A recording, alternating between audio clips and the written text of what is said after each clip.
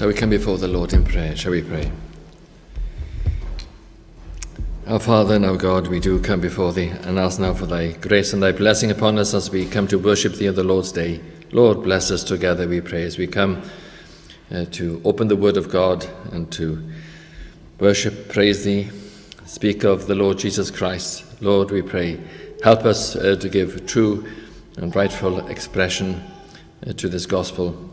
And speak to our hearts, we pray also. Bless us for the whole day, from beginning to end. There may be benediction upon us. We pray these things in our Saviour. Amen. Our first hymn is 274. 274.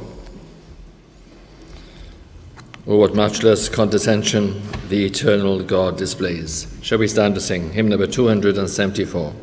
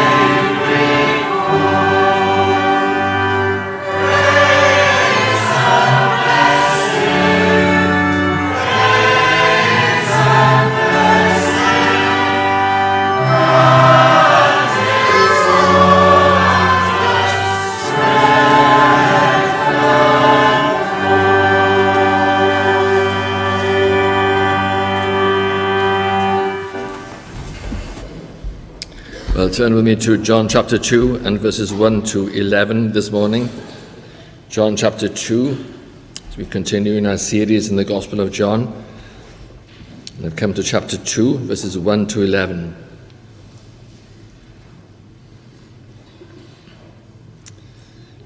On the third day, there was a marriage in Cana of Galilee, and the mother of Jesus was there.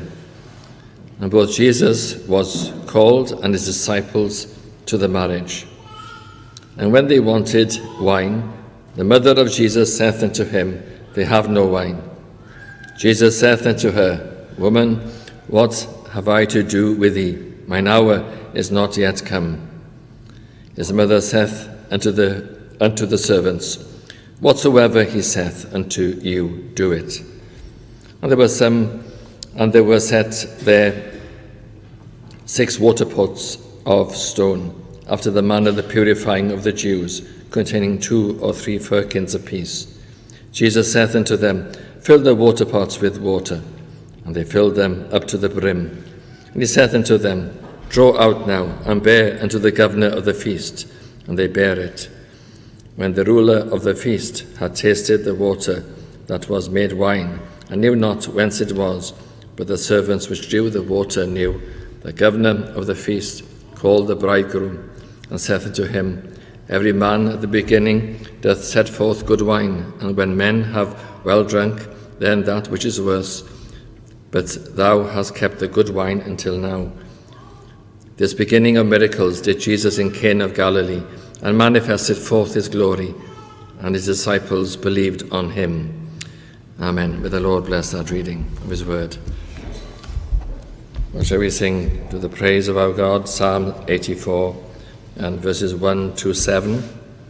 Psalm 84, verses 1 to 7. How lovely is thy dwelling place, O Lord of hosts, to me.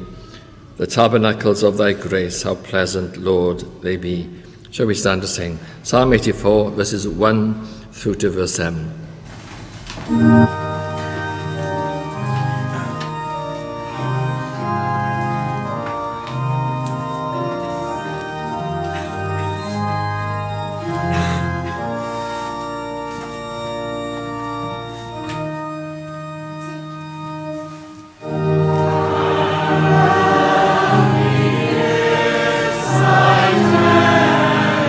Praise, O Lord of hearts.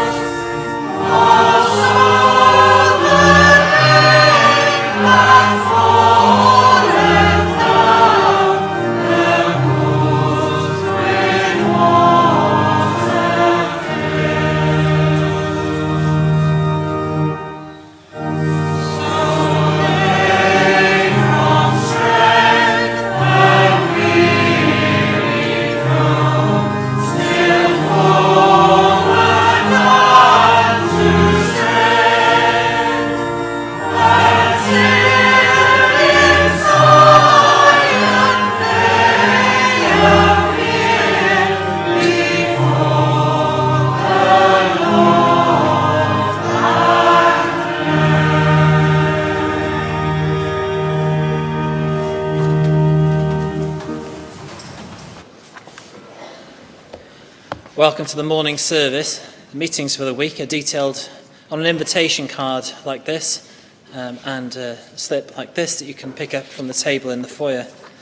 But I'd like to draw your attention to the Thursday where there's the Welsh Cwrdd Diolchgarwch Thanksgiving service, and David Morris is to be the preacher at 7:30 p.m. There will be refreshments after. But please note there is a translation, simultaneous translation during the service, so even if you're not a native Welsh speaker, then please feel free to come along and join with us in worshipping and giving thanks to the Lord. Also, David Morris is the preacher next Lord's Day at 3:30 p.m. for Capel yr Rhath. Now we'll remain seated to sing as the stewards wait upon us for the free will offering.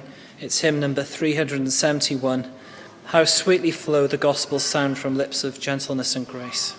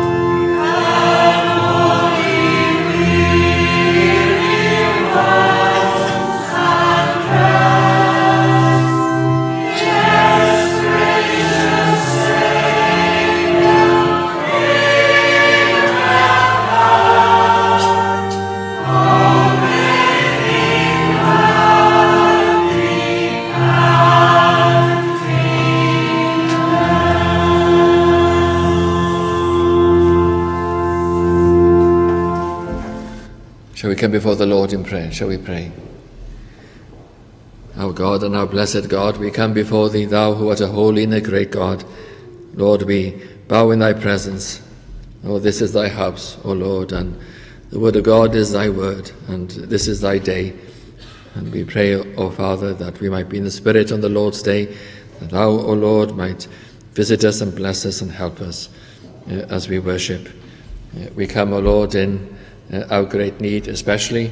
We come in our sins, but we thank thee that Christ, for those who have believed in him, that Christ has removed all our sins, so we can come before thee rightly and legally. We can come before thee with acceptance and even with favour and love. We are called the children of God and the sons of God. And Lord, this is a great change in our condition.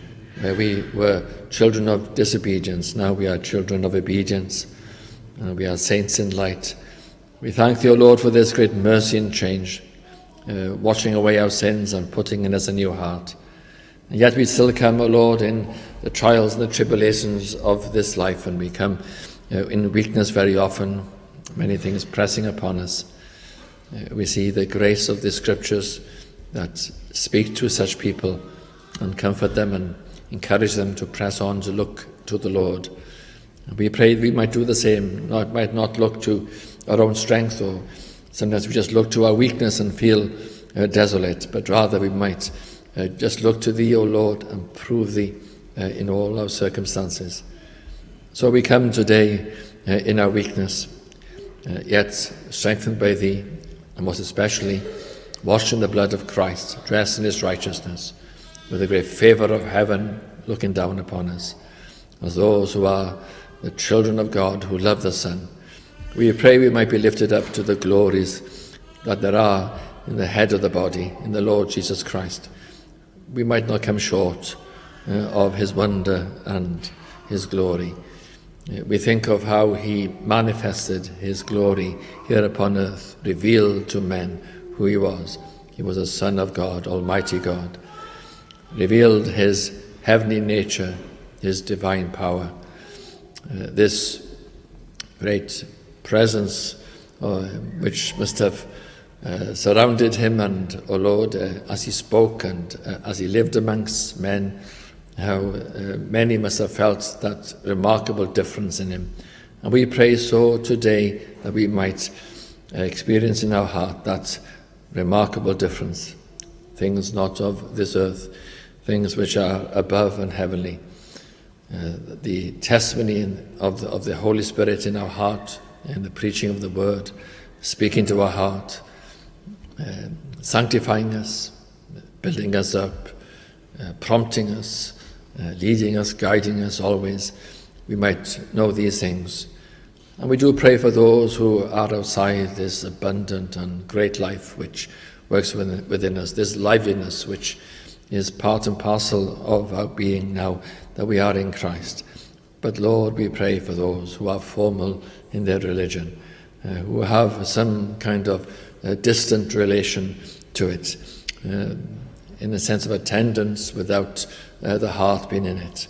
Lord, we pray for them. We pray that they might have a visitation, that thou would manifest thyself to them and show indeed thou art the King of glory, thou art the great God in heaven.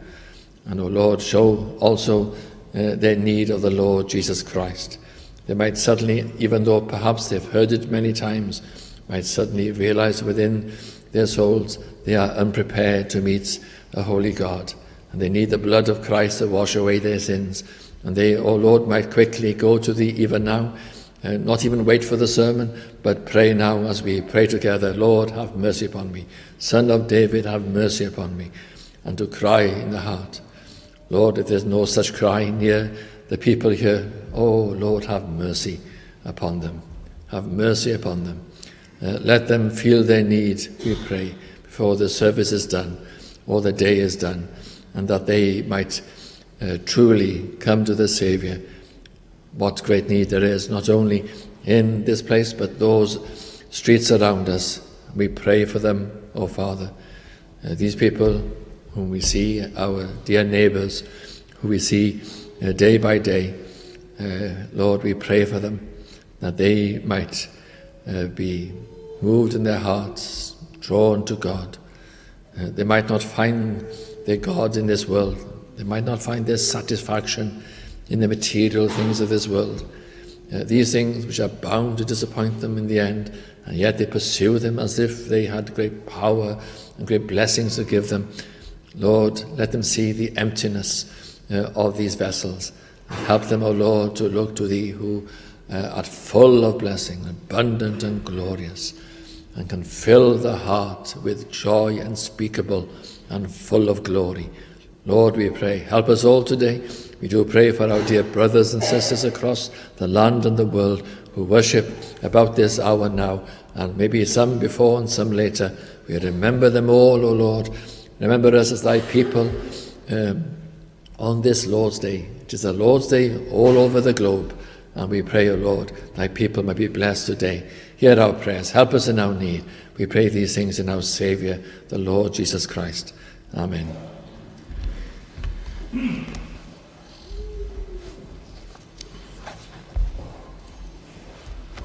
We'll sing hymn 946. 946. What is this? The cloud that darkens, cloud which hides the Lord above. Shall we stand and sing? Hymn 946.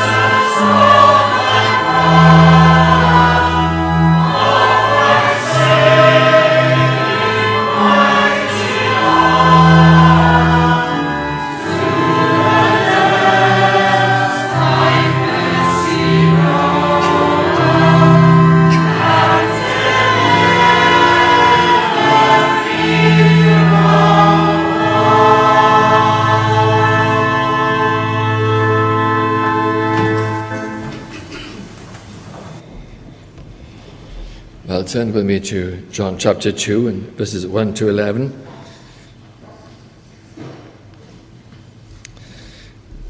As we move on to chapter 2 and look back upon chapter 1,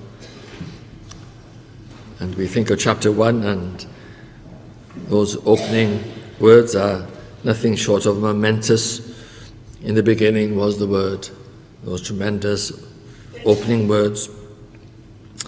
And then we came to the latter part of the chapter, and the 4 days mentioned there. And we have this account of 4 days, including men like John the Baptist and John the Apostle, writer of this gospel, and others, and 5 or even 6 conversion experiences, which can only be described as a sudden flurry of spiritual activity, and how we would pray to the Lord for such 4 days ourselves, for people to come to the Lord in such numbers, one after the other. But chapter 2, here we see, represents also a watershed where the ministry of our Saviour begins in earnest, and he enters the public arena. And in this chapter, we're not far from those events in chapter 1, only a few days on, in fact. Those 4 days mentioned at the end of chapter 1, and we read here the beginning of chapter 2 and the 3rd day, a few days on from those 4 days mentioned at the end of chapter 1. So we see here the account of a marriage, a wedding in Cana of Galilee. Now, we're not told the details of this marriage. It may well have been a relative or a friend of the family of our Saviour, or quite possibly some relative or friend of one of the disciples. But this we know, that the mother of Jesus, that is Mary, she's called here the mother of Jesus, she was at the wedding, and quite possibly or probably in the capacity of helping with the arrangements, as we shall see in the account. We also know our Saviour and the disciples were invited to the wedding. But then in the account of the wedding, we see there's a crisis. The supply of wine had run out. Now you can imagine, for those who were responsible for the arrangements, this would have been a moment of crisis. We get so involved, don't we, in these earthly things, and we can react in great alarm when something goes wrong. And you can imagine on this occasion, this important social occasion, the supply of wine had run out, and the crisis that would have created in those responsible for the arrangements. And so Mary comes to her son Jesus and says to him, "They have no wine." Now, from these words, it would seem that Mary was taking the upper hand. We see language here that we don't see later on. She was commanding her son to help out. Also, in her words, there's an assumption here that he can help out. Why would she say those words to Jesus? She obviously knew, and thinking of how she would have observed her son over the many years, and especially those wonderful promises at his birth, she seemed to know he had power to do something of a miraculous nature, it would seem. Indeed, the response of our Saviour seems to confirm that meaning in Mary's words, as we see our Saviour respond with this mild rebuke: "Woman, what have I to do with thee? Mine hour is not yet come." And we look at the meaning of those words in a moment. But then we note Mary tells the servants to do whatever he says. And we see these 6 stone water pots, which are used for ceremonial purifying. And these water pots would have been large water pots, would have had the capacity of many gallons of water. And so our Saviour commands the servants to fill the water pots, and they do so to the brim. And then our Saviour tells them to draw out from the water pots before the governor of the marriage feast. You can imagine how the servants must have felt, expecting water to come out, and they're coming before the governor of the marriage feast. it would have been an awkward moment if that was the case. But of course it wasn't the case. And the response of the governor shows that this water had been changed into wine. And not only wine, but the best wine. And he's very surprised and says that he was surprised that, in so many words, the best wine had been kept to the last, as he thought. And so that's the account. We notice in verse 11 as well, this expression at the end, the beginning of miracles did Jesus in Cana of Galilee. This is the beginning of miracles. This is the very first miracle of Jesus Christ. And also we read in that verse 11, and manifested forth his glory. This miracle and miracles to follow would manifest the glory of the Lord Jesus Christ. Now going back to chapter 1, you might recall the last few words, indeed the last verse of chapter 1, in the account between Christ and Nathanael, where our Saviour said, "Verily, verily, I say unto you, hereafter ye shall see heaven open, and the angels of God ascending and descending upon the Son of Man." And this miracle at Cana was the beginning of the fulfillment of what Christ spoke to Nathanael there a few days earlier. That Christ was this ladder that is mentioned in that language of the angels of God ascending and descending. He was the ladder where the angels would ascend and descend upon him. In other words, Nathanael and the disciples will see many heavenly manifestations upon the Son of Man, or the Son of God. And so this was the beginning of these heavenly manifestations upon the Lord Jesus Christ, the miracles that surrounded his life. And these 3 years of ministry, now he embarks upon it. And so we read also in that verse 11 of chapter 2, and his disciples believed on him. They were strengthened in their faith. Having already been converted, now they were strengthened in their faith as they saw this manifestation of his glory. Well, let's look at a few things. The humanity of the occasion, the timing of the occasion, and the purposes of the occasion, and work our way through the message we find in this passage for us this morning. First of all, the humanity of the occasion. Here we see the true humanity of Jesus Christ. As I mentioned in John chapter 1, we have those words, "In the beginning was the Word." And then in verse 14, we have the expression, "And the Word became flesh and dwelt among us." And so we see the true humanity of Jesus Christ, particularly here in this passage. Here we see a truly human event, a lovely detail of the life of our Saviour. Many remarkable things, but this is almost at first ordinary, isn't it? Here we see he attended as an invited guest the wedding at Cana in Galilee. For 30 years, he would have taken part in family life and the social events of their family. And here we see one example of such. And the reference to Mary as the mother of Jesus, again, is a reminder of the true humanity of Jesus Christ. She's not referred to here as Mary, but rather as the mother of Jesus. And of course, our Saviour was a man like us, except without sin. The true humanity, the remarkable condescension of God, that the Son of God became the Son of Man. Well, I want to come back, of course, to this humanity because what we see here is this occasion of a change and his divinity being manifested. So I'll come back to that in a moment. But before that, can I just make mention of this occasion and make a few comments regarding a wedding and a marriage.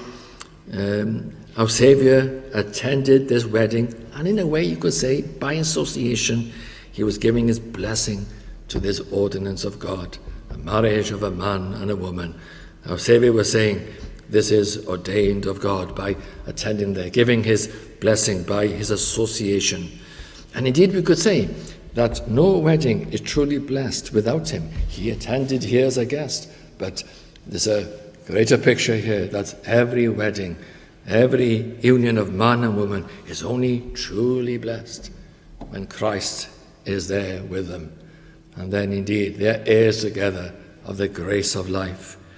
Not forgetting, I add too, the single state is also a blessed state as well. Our Saviour was single after all, and the Apostle Paul commended it. And so we have two blessed estates, each with opportunities. The marriage of a man and woman, the single state as well. And just still continuing on the matter of marriage for a moment, here we have, of course, a picture of the church, as we find in Ephesians. That Christ is the bridegroom and the church is the bride. And we just mentioned those things in passing while we have this mention of wedding and marriage. Is lovely in its own right, but of course it's a picture of a greater thing, that wonderful union of Christ and his people. What an union, what a marriage that is, nothing like it. Christ the bridegroom, the church as the bride. How wonderful, how wonderfully all these things blend together in the scriptures. One teaching weaves into another. But let's return to the thought of the true humanity of Jesus Christ and the manifesting of the glory which was about to begin at Cana in his wedding and in his wedding ceremony and wedding feast. The timing of the occasion is interesting here. We see here in this brief exchange between Mary and her son Jesus a change taking place. A change from Jesus being a son within the family to taking up his calling as Saviour and Lord. And Mary here seems to command him to help out. They have no wine. And that's the way our Saviour took it. She's commanding him, taking the upper hand. They have no wine. In other words, why don't you do something about it? With perhaps the suggestion he had the ability to do something about it. And our Saviour's response to this command of Mary was a mild rebuke. Woman, what have I to do with thee? Mine hour is not yet come. As if he was saying, although I have been for many years your dutiful son, my true identity has now become apparent. And no longer will you command me to do things as your son, but rather you are to obey me as your Lord and Saviour. Well, what powerful words to his mother, really. That's what's implied in it. I am your Lord and Saviour. And Mary, to her credit, this wonderful melting and humbling of the heart, she seems to understand. She doesn't argue about it. She understands and immediately submits to what he's saying and instructs the servants to do all he says. Which again is interesting because even though our Saviour said, mine hour is not yet come, it seems Mary expected him still to do something. And of course our Saviour did something, even though he said, mine hour is not yet come. I think the point being is this: it was not at her bidding. It was rather at his bidding, and also in obedience to God the Father. This subtle but important point, not at your bidding, at my bidding, and in obedience to the will of the Father. I think also Mary's understanding of Christ's calling might be defective, as it often was with the disciples. And she may have thought it was now time for Christ to fulfill those wonderful promises she heard at his birth, in some glorious, maybe political sense, some national sense, that the Messiah would manifest his glory, be the Saviour of the nation, heralding some golden period of national pride of some kind or another. Maybe not wholly that, but maybe partly that. Maybe it was all mixed up in her thinking. Not realizing the Messiah must first suffer before the fullness of his kingdom would be manifest. And indeed many things must happen before his glory was fully manifested. I think our Saviour was saying to Mary, it is not as you think. Not only not as your bidding, but it's not as you think. It's going to be through a different way than you think. And my glory is not as you think either. Well, what then was this hour that Christ spoke of? He spoke of this hour on a number of occasions. And of course, he spoke of this hour having arrived just before he was crucified. Of course, the hour would be the crucifixion, the death of Christ, that great moment, event for which he came into this world to die for his people. But why does he speak now of this hour? For the same reason he does on many other occasions, when he spoke of, "Mine hour is not yet come," on other occasions too. The same reason for speaking those words then, and the same reason for speaking those words now, I would suggest to you. That is, there was a detailed and ordained path he would have to take. He's very aware of treading this path, the will of God. It would not do for Mary or anyone else to interfere with this careful path of obedience and fulfilling the prophecies and the promises of the Scriptures. And it would not do to bring upon the opposition of the Pharisees before the time was due, at the right time. This is the point, of course. At the right time, Christ would die for his people. Not before, not after, but at the right time. He will save his people from their sins through his death and his blood. And he was very aware, this is the most precious thing. I can't have people interfering. I can't have people pushing me forward.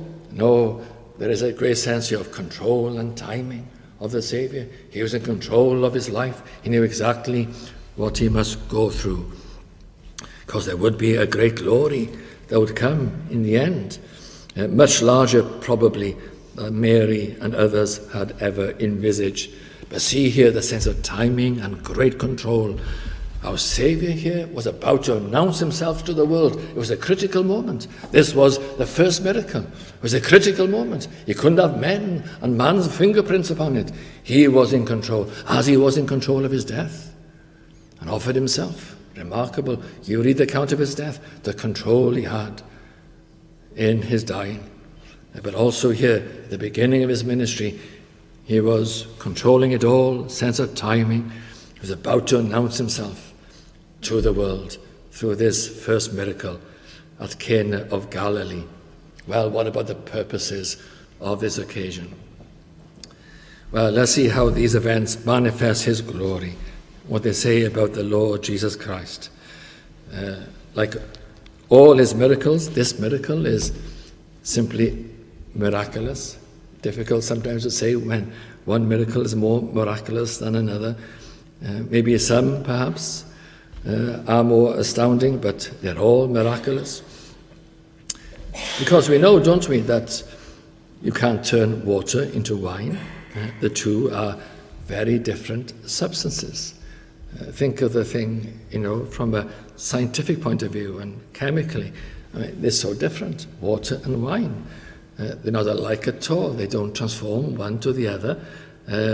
No, you can't turn water into wine. This was a miracle, remarkable miracle. And by doing so, he was manifesting he was God, with the ability to command the elements. Just think what's going on here with the water and the wine. The ability to change and command the elements, to turn from one substance to another substance, for the water to become wine. Of course, he would do many other miracles, remarkable miracles, showing his command over the human body and all his diseases, showing his command over nature, the wind and the sea. Oh, what power, what power. And also showing his command over the evil spirit, his power over death and the grave. We were looking Wednesday evening in Hebrews chapter 1, how there he upholds all things. It struck me as we were praying, that room in which we were praying was in his mighty hands. He was upholding that room, and all the people there who were standing in that room on Wednesday night were in his mighty hands, as the whole world and cosmos is. But there we are, in his mighty hand. What control and power. And here we see a small example of it. The water is turned into wine. This miracle, though, is enough to say he was the Son of God. This miracle alone is enough, although there were many other miracles, great evidences. When people say, if only there was evidence. Well, the Gospels, one evidence after another. What do you expect from God? What do you expect? Is it surprising that God would do miracles? Of course not. If these things are so, then these things would be exactly as we read them here in the Gospels. The Son of God. My dear friend, believe it. Here is God manifesting himself in his Son, the Son of God. But why was it necessary for Christ to show he was the Son of God? In order to help us, to give us evidence of his person, to show us his mighty power, that we might believe on him. As we see in verse 11, his disciples believed on him, that we might see this evidence, see this faith. Although it is faith, yet it's not faith in nothing. It's faith in great truths, wonderful truths. It's not a vacuum. These are great substantial truths of history, of heavenly power. We believe in him, the Son of God. We see this evidence here, this one evidence. We believe it. He is the Son of God. And also, these evidences were important not only to show he was the Son of God, but also to prepare us to believe in that important event that would take place on Calvary, this hour he speaks of. You see, we must understand he was no ordinary man. He was the Son of God. He'd come. This is an important, essential ingredient to believe he was the Messiah and the Savior of the world. He had the ability to turn water into wine. He had the ability to save us from our sins. And it helps us to understand, what person is this? Yes, great things he can do. Oh, but also he can save our souls and wash away our sins. Well, there are some details here that we could just enlarge upon.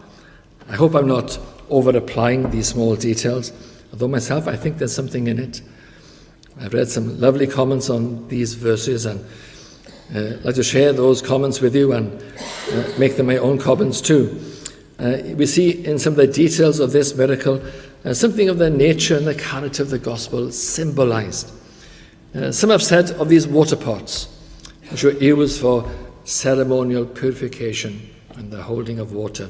But here, of course, were empty, these empty water pots, that they were a symbol of the failure of Israel to obey the law. Of course, these water pots were used for ceremonial purifying. Many of the religious ceremonies of the Jews involved this purification of water, and here they were, the 6 water pots were standing there empty, and some have said they are a symbol of the failure of Israel to obey the law, the empty attempts to keep the law.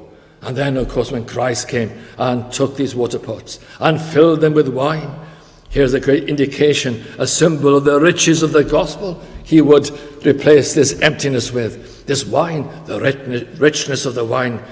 Wine is a rich substance and full of nutrients, and the picture here of the great gospel and the riches of Christ, the unsearchable riches of Christ.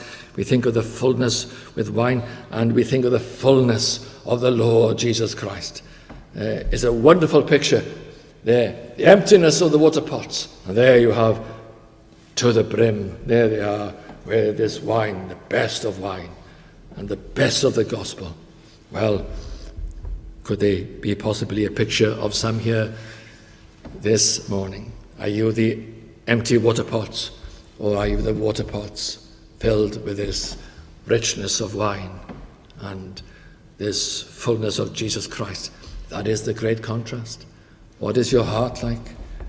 Is your heart abounding? Has a liveliness, loving the things of God, just leaning forward to these things? Or is it an effort? Is it difficult? And you are maybe like these Jews with your own idea of what's required, but it's not what's really true. It's empty. There's 6 dry water pots. That is you. Or are you more like the water pots full of this rich wine, the fullness of Christ, life? What is so different, my friends? So different. The life, we can't produce it, but God gives it. Is there something in you which you cannot explain?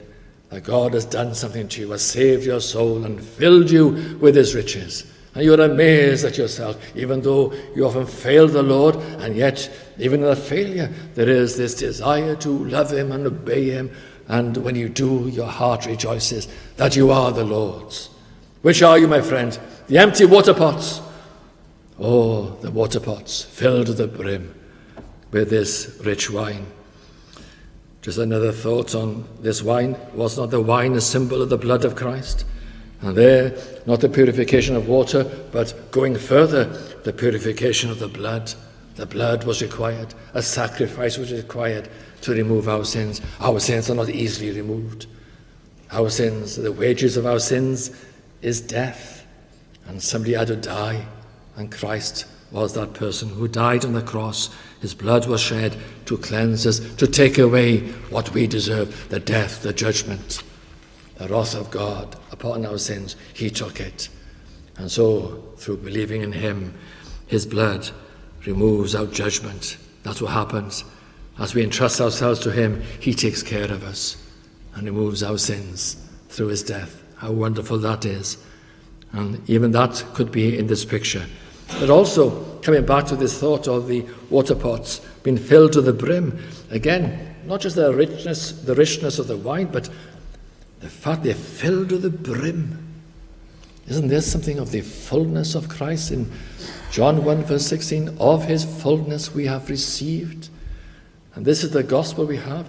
Although ourselves we maybe are not as full as we would like to be, but there's no doubt about the gospel. And the gospel, when it comes, it can fill our hearts to overflowing and abundantly. The language of the Bible is this: abundant, overflowing, richness, unsearchable. This is the stuff of our gospel. And when you draw upon Christ, you draw upon this fullness to the brim. This is no half religion. This is true religion and full religion to the brim. The glorious gospel of God in Jesus Christ. My dear friends, do you see it? And do you partake of it? And even this is a picture of this wonderful gospel. These water pots being filled to the brim. And even, we might say, to overflowing. Well, I believe there's something in these details myself, I have to say, because this was the first miracle of the Lord Jesus Christ. It was a significant miracle, and perhaps also a symbolic miracle as well. But this we do know for sure, that this first miracle was the beginning of a remarkable 3 years. It was the mark between 30 years and 3 years. And once Christ had done this miracle, many people would crowd to him. He would have great attention. And the life of seclusion and relative quietness he had would be replaced by a life of constant service. You would have no time even to rest, and you would have to go away to the mountain in order to find time to pray, to get away from people, because they would follow him and crowd him. Also his enemies would come as well, begin to gather very quickly, and would eventually take him to the cross, of course. Indeed, this first miracle was the beginning, as it says in verse 11, of the manifesting of the glory of Jesus Christ. Going back to John chapter 1 and verse 14, and we beheld his glory. We beheld his glory. And this is the beginning of it, the beholding of the glory of Christ, the manifesting of his glory. And of course it was only the beginning, because more would come. With the coming of this hour where he would be crucified and save his people, well, what glory would be revealed. Oh, when the disciples fully realized the riches of the gospel, how they wrote the epistles flying everywhere, because they understood what Christ had done after the resurrection and the ascension, and the glory would become apparent. The gospel of God, the promises of the Old Testament, fulfilled in Christ, and now to be preached to the world. Glory upon glory. And indeed, this glory would become more and more apparent throughout his life and after his death and resurrection. And it hasn't finished, has it? It hasn't finished, because the full glory of his person and work is yet to come, with a great presence and arrival, the parousia of the second coming of Jesus Christ. And then indeed he will manifest his glory. No more veiled, no more in part, but the full manifestation of his glory. And so we note how this miracle strengthened the disciples. Andrew and Peter, we can assume they're all there. How wonderful are these little details we can read in. Andrew and Peter, John, maybe James as well, Philip and Nathaniel would have been there, and they observed it all. Imagine, there they were on the sides, seeing all this, seeing it all take place, being aware of the water and then the wine, and they saw it all, and they believed on him. Place yourself with the disciples. Put yourselves there amongst Andrew and Peter, John and Philip and Nathaniel, and maybe James as well.